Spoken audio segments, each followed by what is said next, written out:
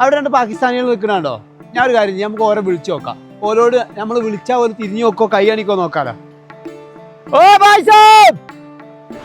പാകിസ്ഥാനിലേക്ക് ഒളിച്ചോടി പോയിട്ടുള്ള ഒരു കൂട്ടം ആളുകളുടെ അബാൻഡൻഡ് ആയി കിടക്കുന്ന ഒരു പഹാഡി വീട്ടിലാണ് ഞാനുള്ളത്.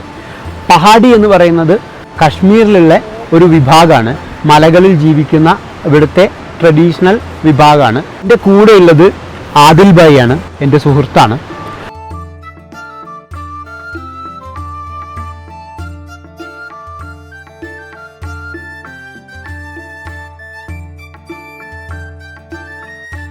ഇന്ന് കെരൻ വാലി ശാന്തമായി ഒഴുകുന്ന നീലം നദിയുടെ തീരത്തുള്ള മനോഹരമായ ഒരു കശ്മീരി ഗ്രാമമാണ്.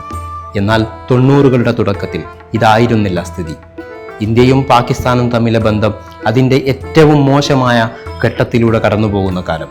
നുഴഞ്ഞുകയറ്റവും തീവ്രവാദവും ഏറ്റുമുട്ടലുകളും നിത്യേന നടക്കുന്ന കാലം. കടുത്ത സെക്യൂരിറ്റിയും പതിവായ മിന്നൽ പരിശോധനകളും സൗര്യജീവിതത്തിന് ബുദ്ധിമുട്ടാണെന്ന് തോന്നിയ ഏതാനും പേർ ഇരുട്ടിൻ്റെ മറവിൽ പാക്-അധീന കശ്മീരിലേക്ക് കുടിയേറാൻ തീരുമാനിക്കുന്നു. ഒരേ കുടുംബത്തിലെ പലരും ഇന്ത്യ വിട്ട് പാക്-അധീന കശ്മീരിലേക്ക് കുടിയേറിയപ്പോൾ ചിലർ ഇന്ത്യയിൽ തന്നെ തുടരാൻ തീരുമാനിക്കുന്നു. പലായനത്തിൻ്റെ ഏറ്റവും വലിയ വേദന കുടുംബങ്ങൾ വേർപിരിഞ്ഞു എന്നുള്ളതാണ്. ഒരേ കുടുംബത്തിലെ ഒരു സഹോദരൻ ഇന്ത്യയിലും മറ്റൊരു സഹോദരൻ പാക്-അധീന കശ്മീരിലും.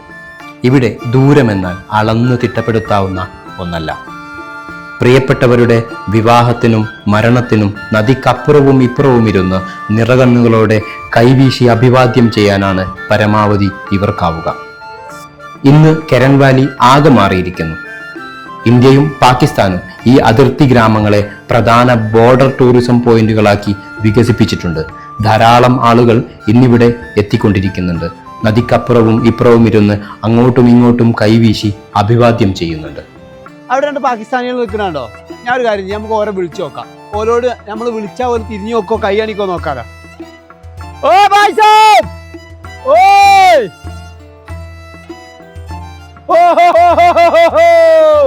कैसा हो?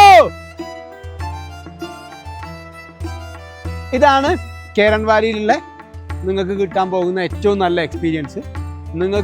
നിങ്ങൾ ഒരിക്കലും നിങ്ങളുടെ സുഹൃത്തുക്കളാവില്ല, അല്ലെങ്കിൽ കൈവീശി കാണിക്കാൻ പറ്റില്ല എന്ന് വിചാരിക്കുന്ന ഇന്ത്യയുടെ എക്കാലത്തെയും ശത്രുവായി പ്രഖ്യാപിക്കപ്പെട്ടിട്ടുള്ള പാകിസ്ഥാനുമായിട്ട് നിങ്ങൾക്കൊരു ടൂറിസം സ്പോട്ട് ഇവിടെ ക്രിയേറ്റ് ചെയ്തിട്ടുണ്ട്. ഇവിടെ വന്നിട്ട് നിങ്ങൾക്ക് പാകിസ്ഥാനികളുമായിട്ട് കൈവീശി കാണിക്കാം, അവരുടെ ലൈഫ് ദൂരെ നിന്നിട്ട് കാണാം.